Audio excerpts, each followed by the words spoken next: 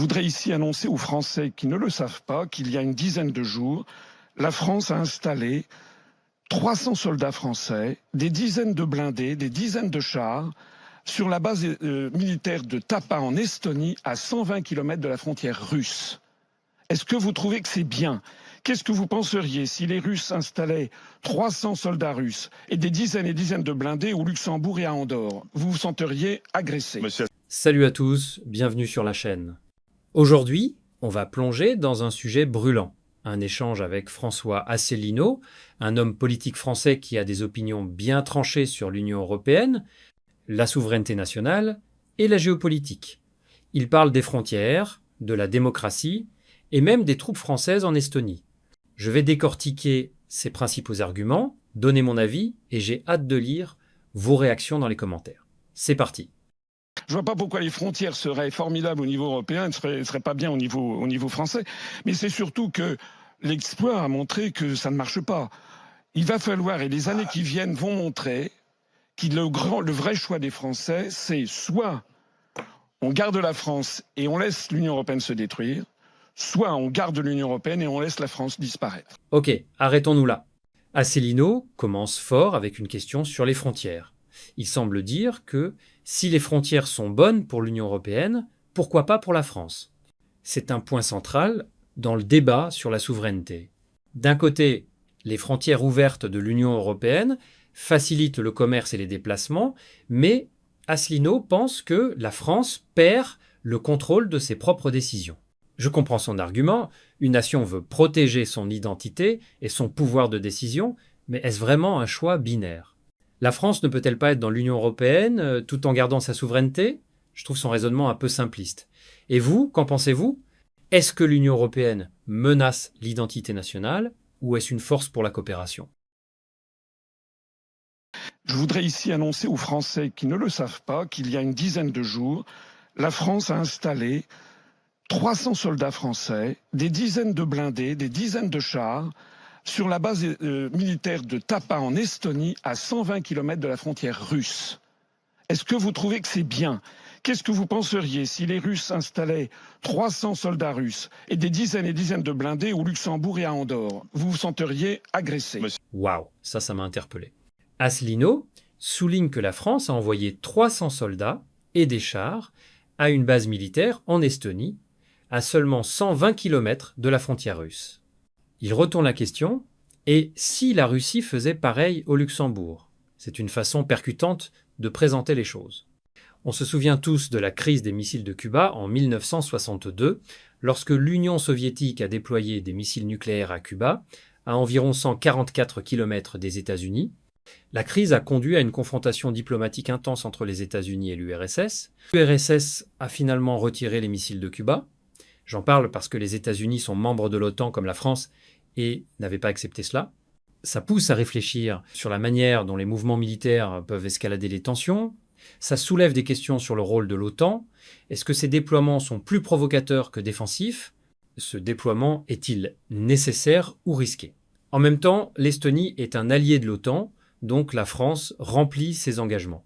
Si quelqu'un en sait plus, partagez votre avis en commentaire.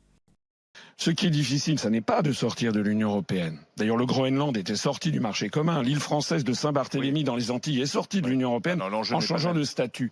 Le problème n'est pas là. Le problème, c'est que les parlementaires britanniques qui sont majoritairement anti-Brexit, refusent d'appliquer ce que le peuple britannique a décidé. C'est ça le problème, c'est que les européistes refusent le suffrage universel. On l'a vu en France, la même chose, 55% des Français ont voté non à la Constitution européenne. Il s'est passé quoi ? Il s'est passé que pendant 2 ans et demi, les européistes ont fait le gros dos, et fin 2007, on a ratifié dans le dos des Français, c'est-à-dire le parlementaire, ont ratifié dans le dos des Français la Constitution européenne. Oui, c'était écrit en tout petit, et c'est pas là-dessus que les gens s'étaient décidés. C'est-à-dire que nous avons affaire à un véritable problème de démocratie. Là, ça devient intense. Asselineau affirme que l'Union européenne a un problème de démocratie. Il rappelle le référendum de 2005 où 55% des Français ont voté non à la Constitution européenne, mais le Parlement l'a ratifié quand même. Il parle aussi du Brexit, où les parlementaires britanniques auraient ignoré le vote du peuple. Je dois dire que ça résonne. Beaucoup de gens ont l'impression que les politiciens n'écoutent pas les électeurs, et c'est pas toujours qu'une impression. Et c'est frustrant quand un référendum est balayé comme ça. Il présente l'Union européenne comme un monstre antidémocratique, mais n'est-ce pas aussi un problème des gouvernements nationaux, comme en France? Peut-être que le souci, c'est la démocratie en général, pas juste l'Union européenne. Vous en pensez quoi? L'Union européenne va-t-elle trop loin? Ou est-ce juste la complexité du système? Dites-moi en commentaire. Et d'ailleurs, si le Brexit se passait si mal, on nous a expliqué que les Britanniques étaient ravagés de remords, ils regrettaient leur vote. Vous avez vu les sondages pour Nigel Farage? Nigel Farage et son parti du Brexit est en train de pulvériser la scène politique britannique telle qu'on la connaît depuis 2 siècles.